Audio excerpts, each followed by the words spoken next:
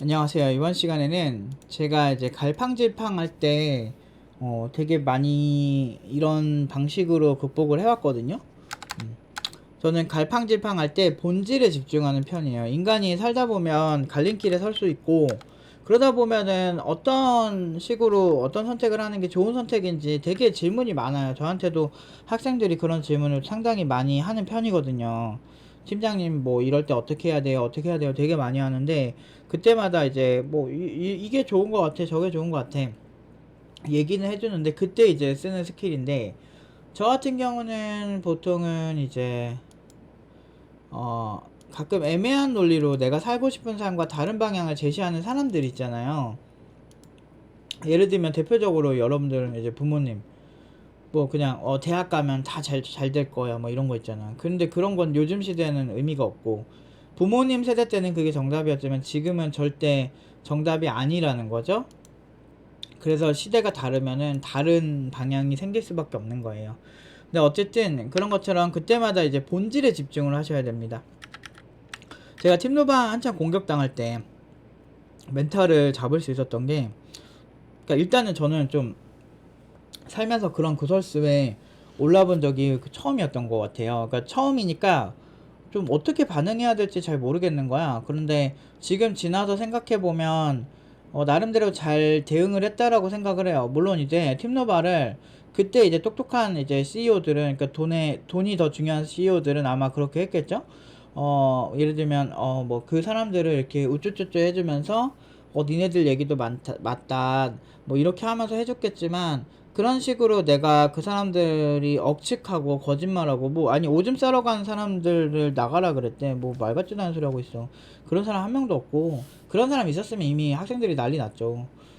저기는 쓰레기다 이렇게 얘기했겠지만, 오줌 싸는 건 생리현상인데 그거 갖고 뭐라고 하진 않고, 뭐 그런 거부터 해가지고 뭐 없던 얘기를 되게 많이 지어냈어.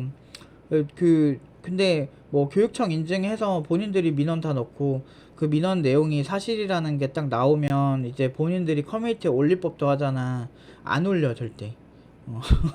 내가 사실인 거 확인했음 하면 너 팀노바지 뭐 이지랄 하는 거야. 그러니까 자기네들한테 유리한 얘기만 하면은 다 빨갱이다 얘기하는 사람이랑 똑같은 거지. 너 빨갱이지, 너 친일파지 뭐 이런 거 있잖아. 그러니까 뭐 어떻게 뭐 할 말을 할 수가 없었고 우리 편을 들 수가 없었던 상황인 거예요. 원래 좀 그래요. 한쪽이 너무 흥분하고 있으면 팀노바를 되게 옹호하고 팀노바를 되게 지지하는 분들이 그냥 뭐라고 말하기가 힘든 상황이 생기거든. 그러니까 온라인에서 자주 보는 현상이에요. 어떤 무언가를 광적으로 맹신할 때, 이게 디워 때 2000년대 초반? 그때 디워 사태 때랑 크게 다르지 않아.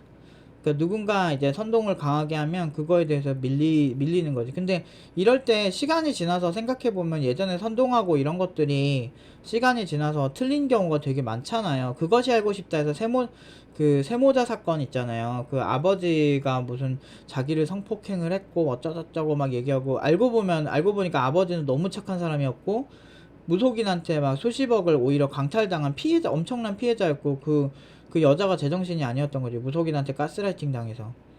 그렇게 된 사건이 있었죠. 그런데 그때도 엄청 되게 사람들이 광적이었어. 그것이 알고 싶다 해서 나왔었거든요. 그때도 광적이었고, 어떤 이런 과정들이 너무 많았던 거야.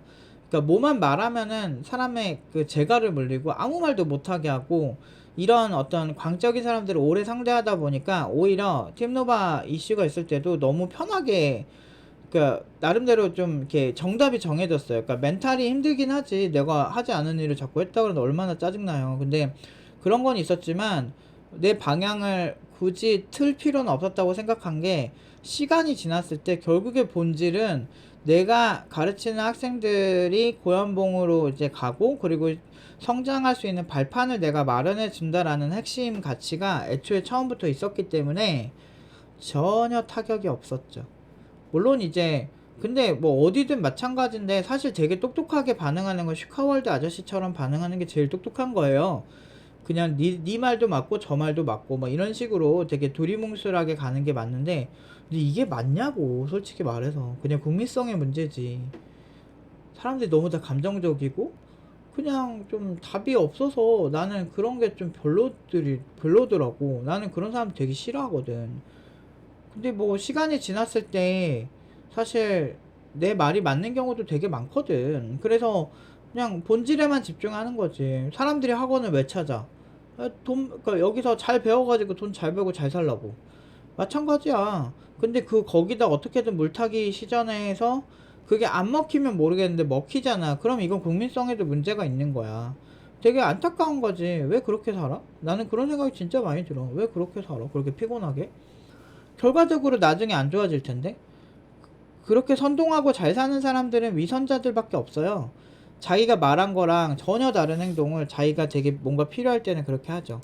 그래서 그 최근에 논란된 만화가 그 사람도 원래는 되게 좋은 이미지고 되게 재밌어서 좋아했단 말이야. 근데 알고 보니까 그런 행동들을 했다는 거 보고 와, 자기 자식 일에서는 저렇게 순간적으로 이기적으로 바뀌는구나. 인간은 어쩔 수가 없구만 라는 생각이 들 수밖에 없었죠. 그러니까 이게 인간이 참 안타까운 거예요. 저는 사람들을 많이 상대하는 직업을 하고 있지만 이게 막 남 평가할 땐 학생들이 되게 명확하게 해요. 정확하게. 근데 자기 평가할 땐 되게 두루뭉실하게 평가를 한다든지 약간 자기 합리화를 하려는 경향들이 되게 많이 보이거든요. 근데 본질에 집중하셔야 돼요. 어떤 뭘 하든. 그래서 제가 하는 언어들이나 이런 생각들이 보편적으로 안 보이는 사람들도 많더라고요. 근데 제 나름대로는 나름 합리적으로 선택을 한다고 저는 생각을 하는 경우가 많거든요, 사실은. 뭐 아니라고 생각하실 수도 있겠지만 저는 좀 그렇게 생각해요. 그래서 제 나름대로의 규칙을 항상 이렇게 갈팡질팡할 때는 본질에 집중하자. 예를 들면 내가 목욕탕에 갔어. 내 몸을 깨끗이 하는 게 핵심이잖아. 근데 내가 여기 간 목적이 내가 약간 힐링하고 싶어서 가. 그러면은 내가 힐링할 수 있는 요소들에 집중을 하겠죠. 예를 들면 뭐 쉬는 곳에 목욕탕에서 쉬는 의자에서 오래 앉아 있는다든지 아니면 내가 지금 끌리는 행위에 집중을 하겠죠. 근데 내가 깨끗하게 하는 게 되게 중요한 상황으로 갔잖아. 그러면은 그거에 따라서는 깨끗하게 할 수 있는 그런 도구들을 더 많이 살펴본다든지 그런 방향성으로 선택과 집중을 하는 편이라는 거지. 목욕탕을 똑같이 가도. 여행을 갔는데 기분이 더러워. 근데 내 여행을 가는 이유는 대부분은 경험이나 아니면 출장처럼 내가 뭐 기술을 배우려고 가고 뭐 이런 거면 상관없겠지만 스트레스를 받아도 상관없겠지만 여행에 갔는데 나한테 스트레스를 주는 상황이 생겨. 그러면 크게 내가 손해보지 않는 선이라면 돈을 좀 더 주더라도 너무 과한 흥정을 잘 안 해요. 왜냐면 그렇게 했을 때 내가 나에게 오는 불쾌감 그 사람이 나한테 대하는 태도에서 너무 빡침이 많이 느껴지면 좀 별로더라고. 아니면 정가 판매하는 데를 간다든지. 그러니까 결국에는 본질에 집중하면 여행도 질이 더 좋아지고 공부할 때도 더 잘 되고요. 그리고 회사에서 기술 선택을 해야 될 때 아무 생각 없이 선택하는 사람들 되게 많거든. 뭐 예를 들면은 막 그냥 요새 이거 많이 쓴다 해서 선택하는 경우 되게 많은데 저는 그렇게 안 해요. 왜냐면 이거 지금 우리 회사에 필요한 거 맞아요? 장기적으로 이걸 썼을 때 뭐 좋아요? 지금 우리 회사 예를 들면 막 사람들이 다 그래. 뭐 디자인 패턴 같은 것도 많이 알면 좋은 건 맞는데 그거를 막 무조건 써야 되는 것처럼 얘기해. MVVM 이런 디자인 패턴 고를 때 어떤 학생들이 그냥 좋다 이렇게 고르는 경우 많거든. 근데 나는 그걸 동의를 못 하겠어.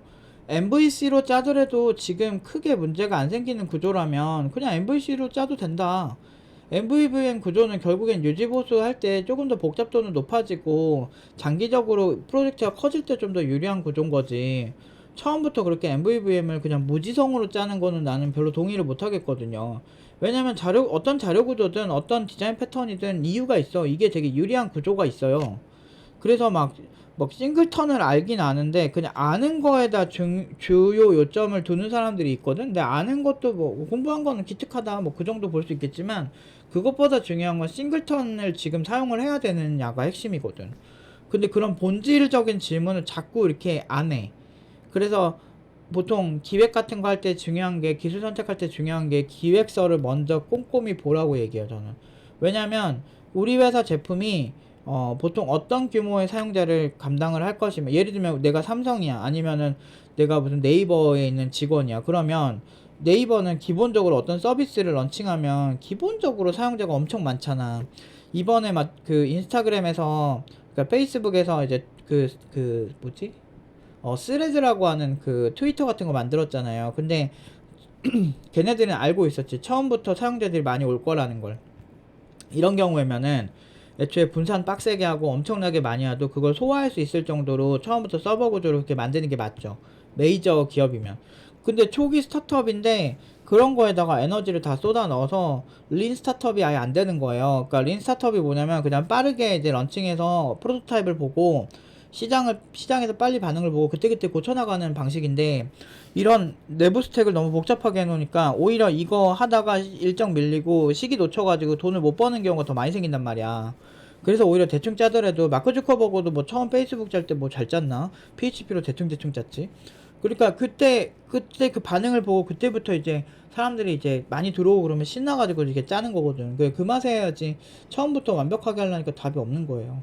그러니까 이제 본질에 집중하는 게 되게 중요하다고요. 공부할 때 이거 놓쳐가지고 정말 더 잘할 수 있는 친구들이 못하는 경우를 진짜 많이 봤고요.